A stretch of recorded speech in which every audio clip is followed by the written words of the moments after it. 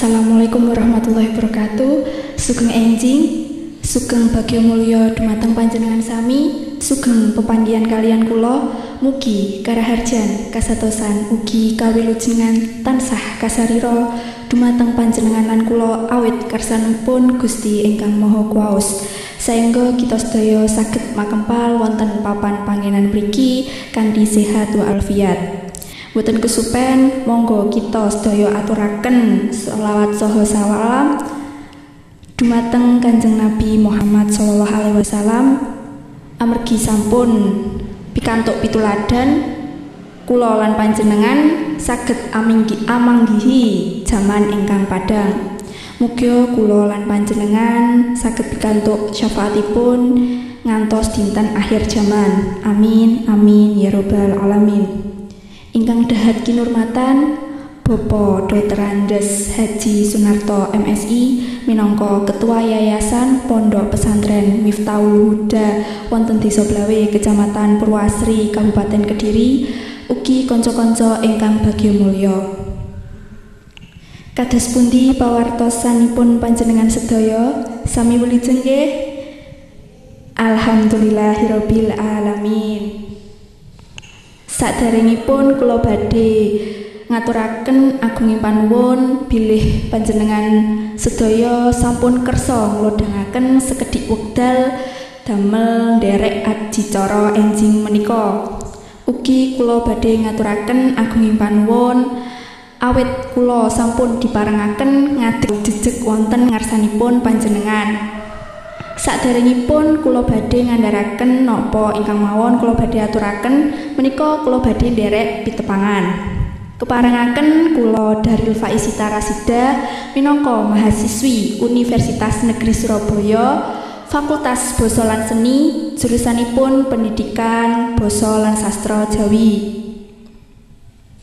Wonten wekdal sakmenika kula badhe ngaturaken ngengingi ngrembakakaken budi pekerti Jawi kanthi topik budi pekerti Jawi babagan tata susila dumateng kulawarga. Ancasipun saking topik menika nggih kula lan panjenengan supados saged ngrembakakaken budi pekerti Jawi supados mboten ical amargi budi pekerti Jawi menika wigati sanget damel tata susila wonten salebeting pagesangan mliginipun tumrap kulawarga. Saking andharan kala wau kula badhe ngaturaken gangsal perkawis ingkang kaping setunggal nggih menika kenging menapa dipun wastani ngrembakakaken budi pekerti Jawi. Kaping kalih kados pundi to tata caranipun ngrembakakaken budi pekerti Jawi. Kaping 3 sinten kemawon ingkang kedah ngrembakakaken budi pekerti Jawi. Kaping sekawan wiwit napa dipun ngrembakaken budi pekerti Jawi.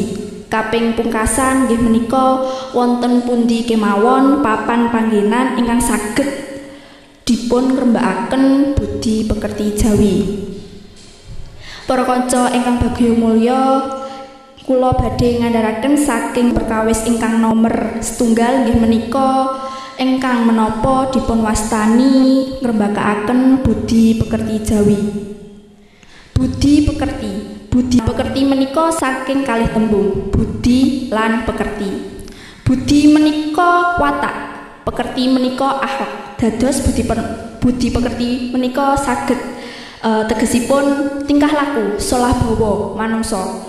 Budi pekerti dipun gadahi manungsa wiwit alit. Nggih napa nggih. Budi pekerti menika saged dipun gadahi wiwit alit utaminipun budi pekerti dipikantuki saking kulawarga.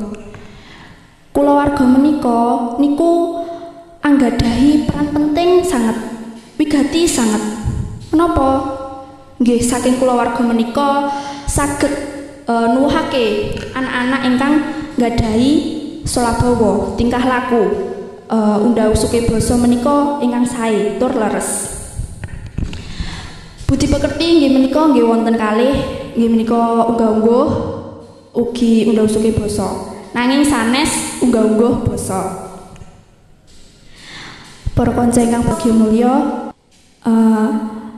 menapa ingkang kulawarga kedah ngrembakakaken budi pekerti? Amargi budi pekerti menika kedah dipun biasaaken, dipun nikelaken, dipun tuhaken wonten kulawarga. Kulawarga wonten perangan nggih setunggal ibu, bapak, adik, mas, mbak, simbah kakung, simbah putri. Mangke bilih kula lan panjenengan badhe matur dumateng ibu, dumateng bapak. Kula lan panjenengan kedah basa krama, sanes basa ngoko. Jaman semangke niku kulawarga wonten ingkang sampun nglalekaken budi pekerti Jawi. Budi pekerti Jawi saged kasebat adat istiadat yang Jawi menika nggih sopan santun. Unggah-ungguhipun menika kedah diatur. Dados mangke kula lan panjenengan niki kan calon penerus ngrembakakaken penerusnipun ngrembakakaken budi pekerti Jawi meniku kedah mangertosi budi pekerti Jawi menika niku wigati pisan. Para kanca ingkang bagya mulya, perkawis ingkang nomor kalih kados pundi tata caranipun ngrembakakaken budi pekerti Jawi wonten kulawarga? Nggih, budi pekerti Jawi menika saged dipun tuhaken, saged dipun diwulang kalih keluarga menika ingkang kaping setunggal nuhaken rasa kurmat. Anak kurmat marang ibu, anak kurmat marang bapak, anak kurmat marang simbah, anak kurmat marang mbak, mas, lan piyantun Jawi sanesipun. Dados tuladhanipun sakmenika.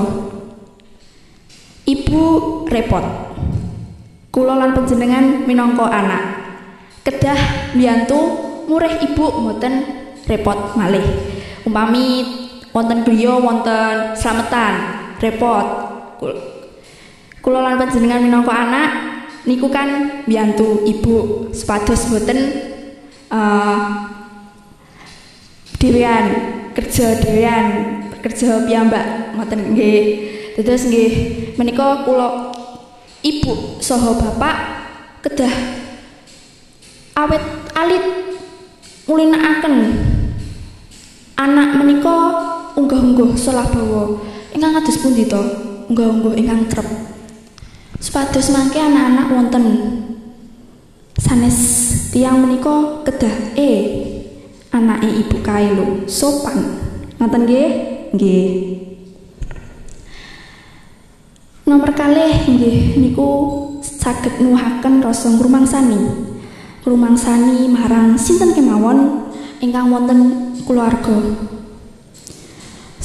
Yen to benjing kita dados wong tua nggih mboten pengin to anak kita lan kula lan panjenengan menika jahat kasar kan nggih mboten pengin. Dados kula lan panjenengan menika kedah ngrembakakaken, nuwuhaken, nikelaken budi pekerti Jawi niku awit cilik. Ingkang kaping 3 nggih menika sinten kemawon ingkang saged ngrembakakaken budi pekerti Jawi saking andharan kala wau niku sinten kemawon kinten-kinten nggih keluarga niku piyambak. Menapa keluarga menika nggadahi peran wigati sanget wonten pendidikan. Dados keluarga menika kedah nyengkuyung kados pundi ngrembakakaken budi pekerti Jawi menika supados mboten ical, supados tasik wonten anak-anak ingkang remen budaya Jawi menika. Dados mboten mangke mboten niku yen kawruh piyantun Jawi sanesipun sampeyan arep nandi? Aku lho arep rono.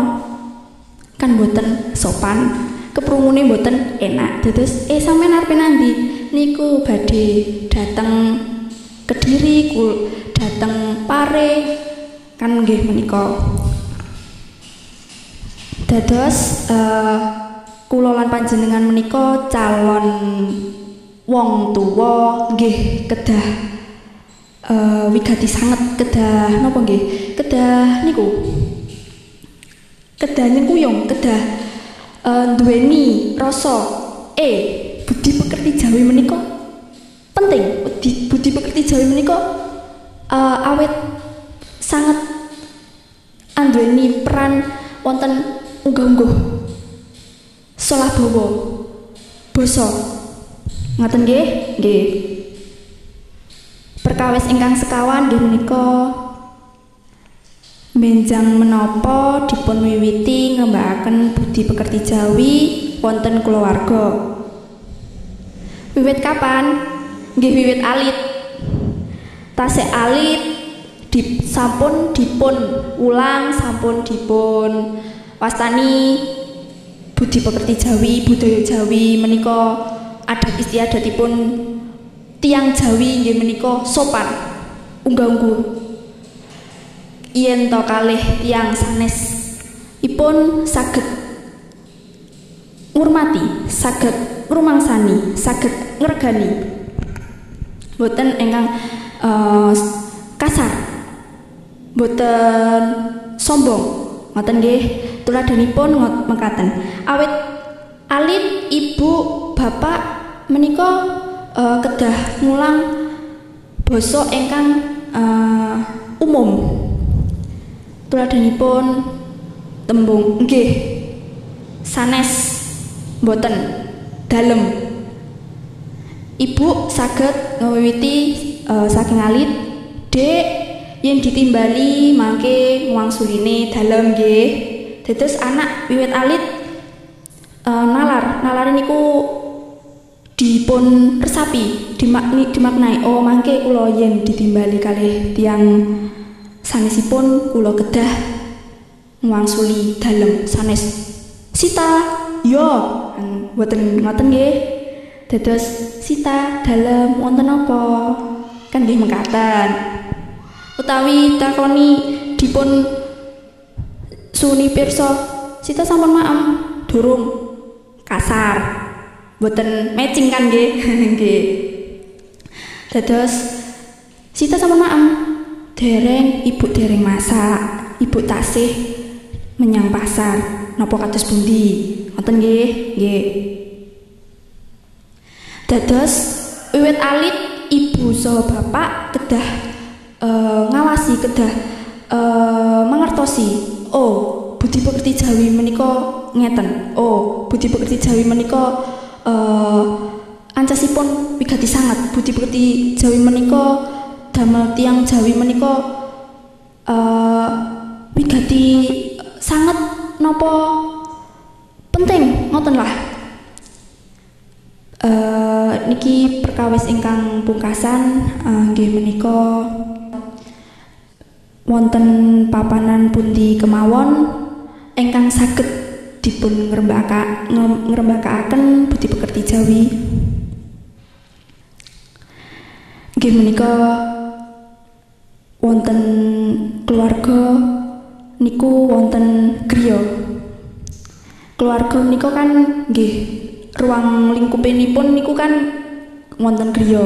Wonten griya dibiasakaken saged ibu saha bapak menika biasakaken wonten dinten menapa mawon anak dipun biasakaken wicanten Jawi.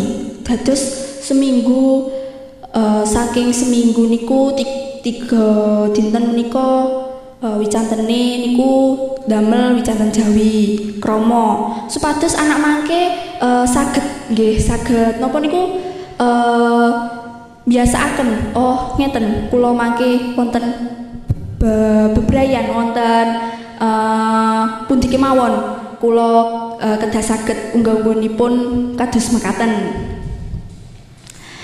Nggih, niku wau andharan saking kula. Mugia kula lan panjenengan saged ngrembakakaken, saged nikelaken, saged nuwuhaken budi pekerti Jawi menika supados mboten ical. Dudutane saged kula pundhut nggih menika budi pekerti Jawi menika wigati sanget supados kula lan panjenengan mboten dados tiyang Jawi ingkang supe marang adat istiadatipun.